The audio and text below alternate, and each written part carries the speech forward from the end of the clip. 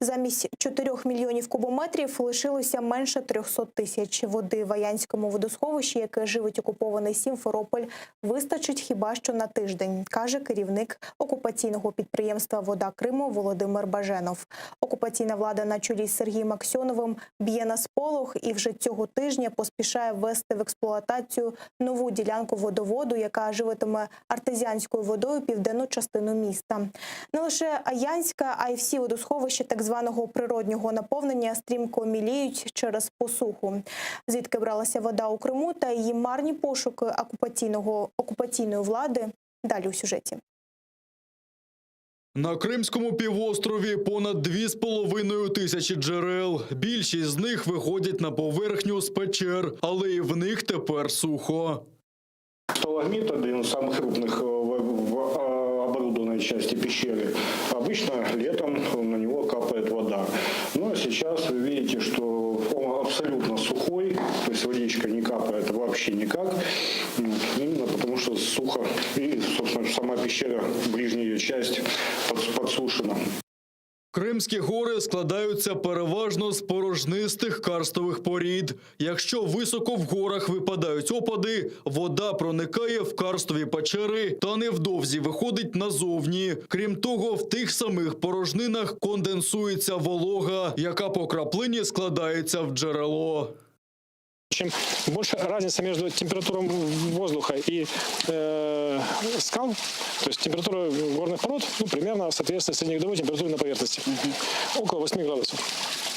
А воздух у нас там может быть и 30, и 40 градусов. И влажность всегда есть. У нас не рядом море, воздух всегда имеет какую-то влажность. Эта влага осаждается в этих трещинах и попадает к нам фактически в водопровод.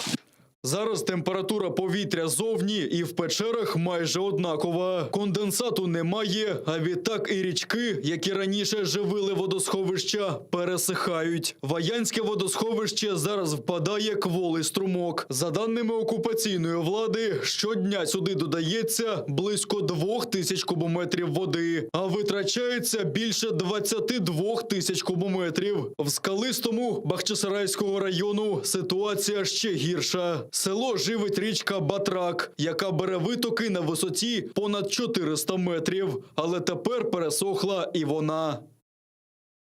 Якщо в скалистом нет зимою води, це нонсенс. До автоцистерни шикуються черги селян, але машини їздять не по графіку, а привозять тільки технічну воду. Поруч із селом розташоване Мармурове озеро. Ще за радянських часів тут був кар'єр, а робітники, які видобували камінь, наткнулися на підземне джерело. За кілька годин утворилося Велетенське озеро. Звідси окупаційна влада хоче набирати воду, але це знищить унікальну водойму. З Москви маріонетки отримують десятки мільярдів рублів на пошук нових джерел та ремонт комунікацій. Але, як і раніше, кримською столицею течуть бурхливі потоки питної води.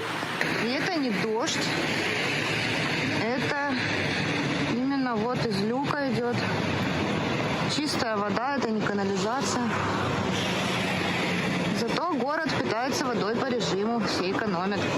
Рано чи пізно воду за графіком матимуть по всьому Криму, визнає очільник окупаційної влади півострова Сергій Аксьонов. Він доручив міським окупаційним адміністраціям самим з цим справлятися.